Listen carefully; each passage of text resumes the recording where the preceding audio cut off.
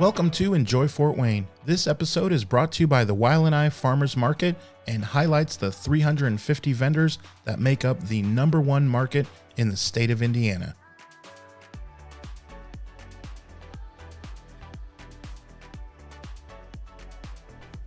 My name is Tina Smith, and I run Craftsmitthhomegoods and Gifts. Okay, and how long have you been doing that? This is going to be my third winter market. Okay. I lose track of time because it goes so fast. Well, ever since COVID, it's like a thing. Yeah. So, okay, 3 years. What did you do before that? Because you're not like 18 years old. Right. You're ancient. 21. No, I have a full-time job. I work in the office of my family's machine shop. Okay. The fiber arts and crafting thing is just something I think also along the lines of the pandemic, people just had to keep busy since life was turned upside down. So that's how it stemmed? Yeah. So if COVID wouldn't have happened, do you think you would be doing this, honestly? Probably not. Wow. I love to be a busybody. I think it's important, I don't know, to be productive. I also have an anxiety disorder, so maybe that's why I feel the need to always be busy. I used to work in restaurants, so I always worked evenings a lot, but having a family, it's nice to be at home, and it's something that I can constantly be cranking out work at home through the week and then be at the market on Saturdays, which is like the epitome of like a great time. I think our vendors are fun, and all the regular customers that come through are so fun, so it's something to look forward to every week. Yeah. So walk us through your story, how you got started. Are you from Fort Wayne originally? I grew up in Wabash, Indiana. Okay. The Bash. Oh, yeah. You're familiar. It's a big deal. It was the first electrically lit city in the world. So I had to put that in there because... Cool. It's literally lit. Oh, wow. You see what she did there? No, so I grew up in a small town and I loved it, but my great-grandmother actually introduced me to knitting and crocheting when I was really young.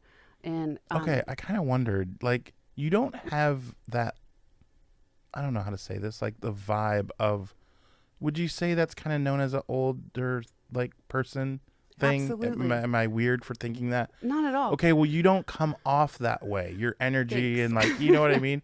So, like, when I met you last year, I was just like, that's interesting that she does that. Like, I wonder if there's a story. Like, that Yeah. was before the podcast, obviously. But I was just like, okay, well, now we'll get into it. Okay, so that's Yeah. where it started from. Absolutely. I Okay. think my great-grandmother taught me when I was, I don't know, 6 or 7, maybe younger than that. And I wasn't like a natural-born genius or anything, but it stuck with me. And Debatable. yeah, well, I'm blushing. No, so it stuck with me. And like I said, I worked in hospitality for a long time, so I never had free time. But not working in the evenings, and then especially when COVID hit, everybody was kind of crawling out of their skin. And I think there was a resurgence of some of these kind of more traditional crafts. And I don't know, it was just easy to pick up on because I had the foundation from learning with my relatives. I think that's cool too, to like carry on tradition, things like that are passed down from generation to generation. Yeah, 100%. So But you were not thinking through your 20s and late 20s that, like, okay, this is what I'm going to do. Lord, no. I was a gypsy. I bounced around quite a bit in my 20s, and I don't know, I've always been one of those people, I want to try everything. So I can master nothing, but I've tried a lot of different things.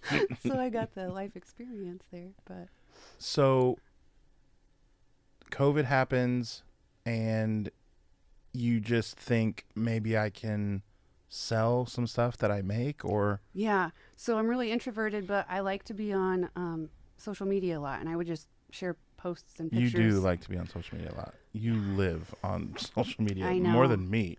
It's ridiculous. I'm like, I catch myself doom scrolling and I have to stop. It's ridiculous how easy you can just get sucked into it. But it was a good way also to, like, I don't know, not necessarily scrapbook, but like monitor, like, or see the things I've made and see how I was improving in different crafts.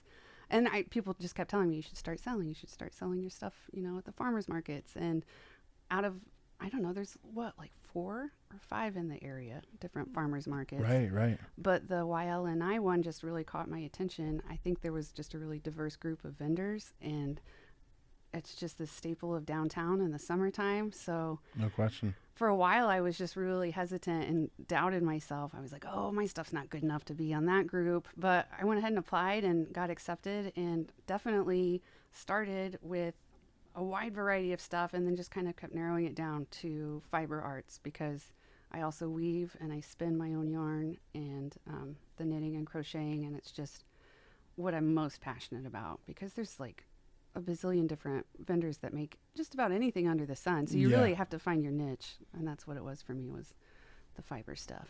So, yeah, talk about how you figured that out. Was there some trial and error when you first started then? Like, Yes. The first winter market I did, I definitely spread myself too thin. I was like doing some painting and signs. I was sublimating shirts and mugs, and then I was knitting a little bit of stuff. And so then I was just kind of like, well, I have a little bit of everything here, like a damn general store, which is okay, I guess. But I really just wanted to figure out what was, I don't know, selling the best, and also like leaving a mark for me. And it definitely seemed to be when I started doing like knit hats and different throws, stuff like that. And then the weaving, that's a really good feeling for me, because it's like woven wall art, and it's really just up for interpretation. So when I see a customer like fall in love with something I've created art-wise, it's I don't know, it's just really rewarding. And then they take it home and they love it, and you get to be a part of, whether people know it or not, that was something handmade with love. yeah, it was like your baby. Yeah. Yeah, for sure. So What would you say was one of the things that stood out to you regarding how you thought it was going to go your first couple times doing the market, and how it was just like, whoa, completely different. I didn't expect this. oh my gosh, I was really daunted at first, just because there's some really cool artisanal, vendors there. And it didn't matter how big their business is, or, how busy they are. Everybody just like gives a helping hand, and there's no ego involved. It's just a really good community. So that was really nice. That's a good surprise. Usually things can be a pissing contest in different professional atmospheres, and that just doesn't seem to be the case with our group of vendors. I think everyone's supportive and encouraging and just helpful. So there are a lot of good humans around, and you don't see it most days, but on Saturdays you can. So every Saturday from 9 to 1, you can see Exactly. some good humans, right? Right. And even some of them sell the same type of stuff. But I mean, how many honey people do we have? Like at least 5. Yeah. But they all do well. They're all cool. Like, you're not the only one that makes something with their hands, right? Like, not even close.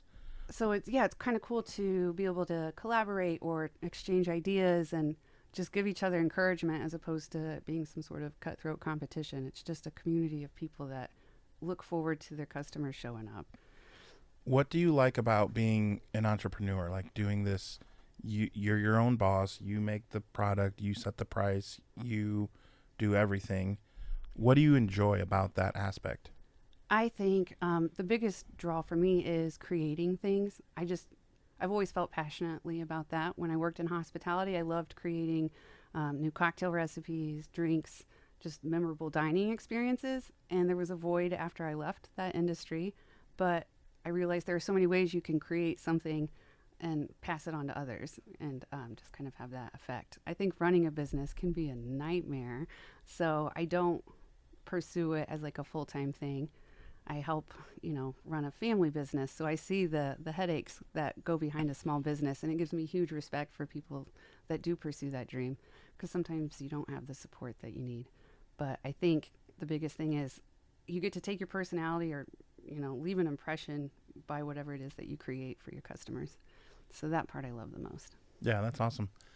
What advice do you have for someone who is looking to, maybe first I'll say, not even necessarily set up a booth at the market, but they are looking to, they have their niche, something that they can make or do, and they're trying to get out there and be an entrepreneur. What is a piece of advice that you would want them to know? I think it's important to stop doubting yourself. I think a lot of us can cockblock our own success before we even put ourselves out there. I don't apologize for my language. It's just who I am as a person. But I can't help it. But it's so important. We doubt ourselves so much. Oh, I can't do that. Or, I'm not good enough to reach that level. And we are really just putting the brakes on our own success by doubting ourselves or being our own worst critics. And to not be afraid to ask for help, because this community has an insane amount of resources and a lot of good people that like to support and help other people. So I think that's the biggest thing. Don't be afraid to ask for help and believe in yourself. Did you go through that then? Yeah.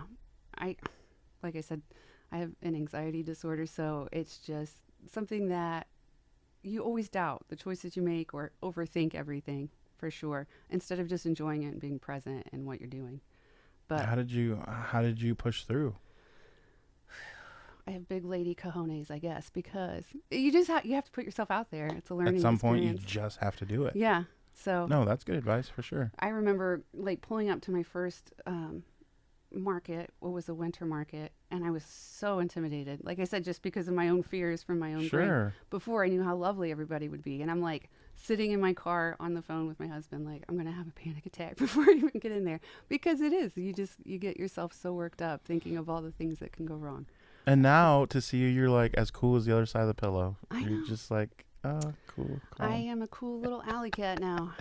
But it is once you realize, oh, this is meant to be enjoyed, and it is so darn enjoyable when you show up. So what's funny is I see so many people watching and listening to this podcast may not know this, but there is a Facebook group that's created just for the vendors. Mm-hmm. And so what's always cool is when I see people in that saying, it's my first week, what do I do? Mm-hmm. And there's 6 comments within an hour of you got this, just show up a little bit early, get with so-and-so, make sure you do this, you'll be fine. Oh yeah.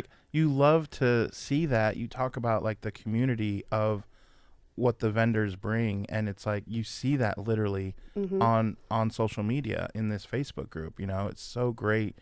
Tell us what what is the number one thing that you would say if someone is thinking about which market now that they're going to be an entrepreneur, they have their thing, mm-hmm. but they're maybe interested in a number of markets.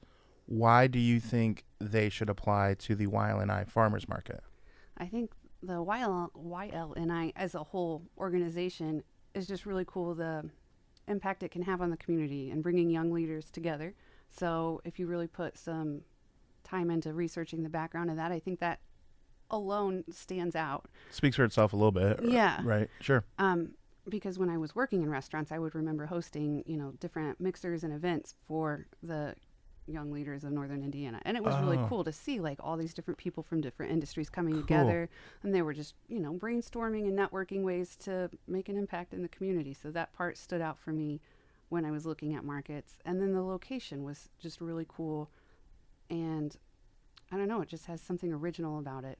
I guess if you're looking and you can't decide, maybe location-wise might be most convenient, but I think we're centrally located, so regardless what part of town you're in, you're gonna get there. Yeah, even at the winter market, just a little bit farther down on Berry, is still not that far. So, okay, tell me what you're seeing in Fort Wayne in general that you are really excited about, knowing what Fort Wayne was even in the last 10 years, especially downtown. What's something that you're excited about? I think the city has made leaps and bounds, and as someone who didn't live here and grow up here and I wasn't familiar with it, to see how it's changed. I mean, I moved here right around 2008, 2009. Okay. And it was just a drastic change from where I had been living. I think the greatest thing is, yes, it's growing. It's becoming more, of a metropolis and downtown living. That's great.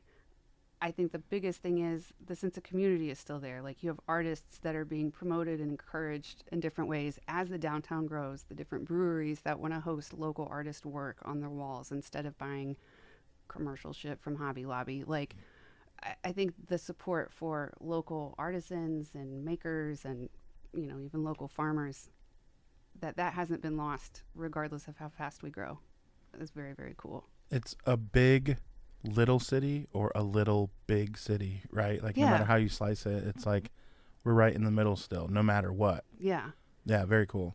What would you, if the mayor, the board, the powers that be were sitting right here, what was something that you would say, all right guys, if we're not careful, this could be something that could get us into trouble? What's something that Fort Wayne should be on the lookout, and just to make sure that we are on the up and up? I think overall, regardless of who's, on what board or who's the mayor, every city's going to have growing pains. I think it's important to just be inclusive and make sure we're not focusing all of our energy and money and stuff on like one district. I think it's got to help the entire area. Like Southeast downtown also needs to grow. It needs some love. It needs a grocery store. Downtown Fort Wayne needs a real supermarket of some sort. I think that would be my biggest thing, is make sure that you're inclusive as you grow, to include all the parts of town. But Yeah. they seem to do fairly well with that. And like you said, every city's going to have growing pains, and no one's going to be perfect. But right. no, that is a key thing. I definitely agree. Because aren't they doing some sort of, they were planning it, some sort of hub on the southeast side of downtown for like the food trucks? Like, Oh, right. I heard that. I don't know. I haven't kept tabs on that to see Yeah, if it's me actually either. coming along. I sure hope so, but Yeah. Stuff like that is what needs to continue. yeah. For sure. Okay. If you watch any of these podcasts, there's one question at the end that I always ask. Did you prepare for it? Did you see what it was? I didn't prepare. Okay. So it's kind of cool, because then we get the raw, like real, like what you're thinking, right? Yeah. Okay. So what I always ask is, if we talked about the mayor, if the mayor commissioned you to have a sign that reached 1,000 feet higher than the AP building, the largest building, right? Or it was skywriting from like the planes, Yeah. basically a sign that the whole Fort Wayne community could read. It was that high and big of a sign. Okay. But they came to you and said, we need you to write the sign. Gotcha. What would it say? Man, that's tough. I have a couple like little credos that I live by. Number one is try harder, do better, don't be a dick. But I don't think people want to see that up in the sky. I maybe just remind people like we are homegrown, and regardless how big we get, we're all, like you said, living in a big little town or whatever, like Yeah. just stay authentic, be homegrown AF. I That's what like I would that. say. You could put the AF on there. Yeah. That's what I'd go with. That is very cool. I should have prepared for that one. You're right. No, I like the raw. I as this gets more popular and we do more and a lot of people see them, like maybe people would already know the question, but I kind of prefer these first few where people don't know the question, because it is more fun to get that raw answer. So no, I can appreciate that. So before we go, give us a rundown of your social medias, where people can find you if they have a question on a particular item, or have a question on something that you can make for them. Right. What's the best way for them to reach out to you? I use Facebook more than I should, but We've been over that, right? Yeah. So they can follow me, Tina Smith, or I do have a Facebook page that I've neglected a bit this summer because I've been busy knitting. You can't do both. That's okay. It's hard. Craftsmitthhomegoods. You can find that on Facebook, and then I'm also on Instagram. That's Tina Louise Craftsmith, and that's the main channels. Like I said, if I were really, I wish I had the discipline to spend like X amount of hours doing promotional stuff, and But you're like busy posting memes on your regular Facebook. That's what it is. I gotta seen it keep firsthand. people laughing though. You do keep me laughing. Thanks. So that's it. Okay, well, very cool. Well, every Saturday from 9 to 1, you can catch us at the Walleni Farmers Market. Thanks for coming on. It was my pleasure. I can't wait to be back in the market this winter. I've missed being part of that this summer, but it's been a huge hit. It looks like good crowds and all kinds of fun stuff going on. So For sure. Awesome.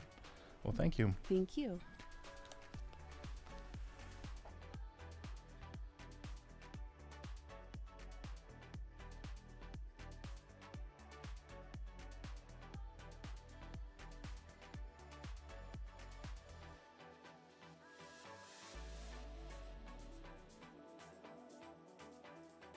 This podcast is brought to you by Coraggio Media. The show is edited by me and sponsored by the Wailanai Farmers Market. Follow them on Facebook and Instagram for all the latest updates. We will see you next week, where we will be sure to show you how you can enjoy Fort Wayne.